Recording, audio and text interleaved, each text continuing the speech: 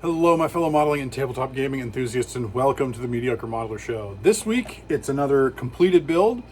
A kit that's been around for a while, the Warlord Games M5 Stuart Light Tank. So I got this 2 weeks ago, maybe, and it's done already. I just dove right into it. So I realized with the way that list building has changed for Bolt Action 3rd Edition, that if I wanted to run an armored platoon, I was going to need a second vehicle of some sort. So I kind of went on the hunt and decided I would just add another tank. So I'd add an M5 Stuart. And I specifically picked this because it comes with the option for a flamethrower turret, which was somewhat fitting for the Marines in the Pacific. So that only made logical sense. So I decided to go that route. So without any further ado, let's head on down and take a look at how this thing turned out. So here we are, the Warlord Games M5 Stuart Light Tank. So I decided to do this as an M5A1, just because I liked the main turret better, the 37mm turret a little bit better. Despite the fact that this thing has got 3 medium machine guns, I don't know even how many of them can shoot in a turn at all half shots nowadays, but that's fine. It still looks cool. So basically just built out of the box with the exception of the Company B model's Marine Tank Commander. Had to add that to it. Painted in the same way that I do the rest of my bolt action American vehicles. So I just finished up with a little bit of acrylic weathering on this today. Just some, I did an oil wash, of course, and then a little bit of Iraqi sand airbrushed on, and then some dark brown to kind of tone it out a little bit. And then an all-over spray of Iraqi sand just to kind of dust it up a little bit. Neat little kit. A lot smaller than I realized when I ordered it. But that's okay. I think it should be pretty cool. I mean, an actual thematic game, say Marines versus the Japanese at 37mm would probably be good enough to defeat most Japanese armor. But I do have the M4 Sherman for that with a big old 75mm on it. Of course, the M5 is also a light tank, so wouldn't be terribly big. You can see where I mounted it to the wine cork there. You won't see the bottom, so that's okay. And then, of course, it's still a little tight just from a thickness of paint, but turret does rotate and does come off so that we can introduce the flamethrower turret. Now, it's interesting because at least in 2nd edition, you can only take an M3A1 Satan, but yet the Warlord official kit comes with an M5 chassis with a E77 flamethrower, and this is the flamethrower mounted on the M5 turret, because it's like, well, I had a second turret, and trying to figure out placement for magnets just would have been a nightmare with this, so I decided I'll just use the second turret. I think there were literally only 4 of these particular flamethrowers mounted, and M5 Stuarts actually saw action in the Pacific, but they did see action in the Pacific.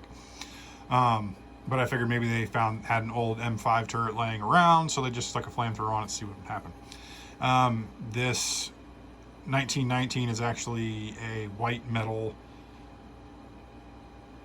piece from a Trenchworks kit that I had left over. So decided to stick that on there just because I thought it looked pretty cool, and then just a piece of a plastic hard rod to mount it to the side of the turret. Decals are pretty much, the 4 decals that are on there, 3 of the 4 are Warlord.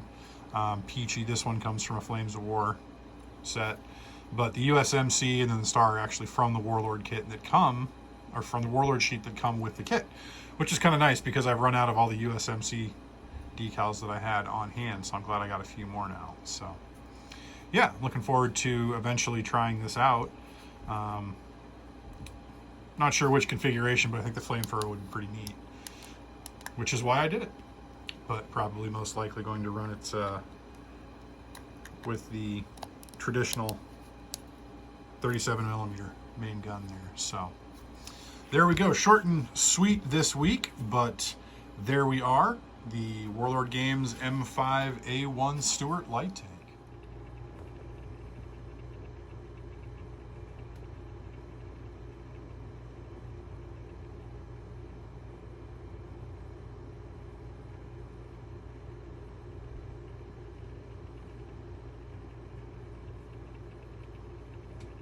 Well, there you have it, folks. The Warlord Games M5A1 Stuart light tank. I'm just looking here on the table here. I'm going to go put it back with the rest of the Marines here in just a second. It was a really fun project to work on. And again, didn't take long. And it was just fun to paint. I'm really enjoying this sort of kick I've gotten onto of historical wargaming vehicles.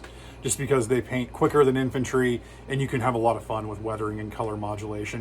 You don't even have to do a lot to get that, so it's been really a lot of fun to work on that.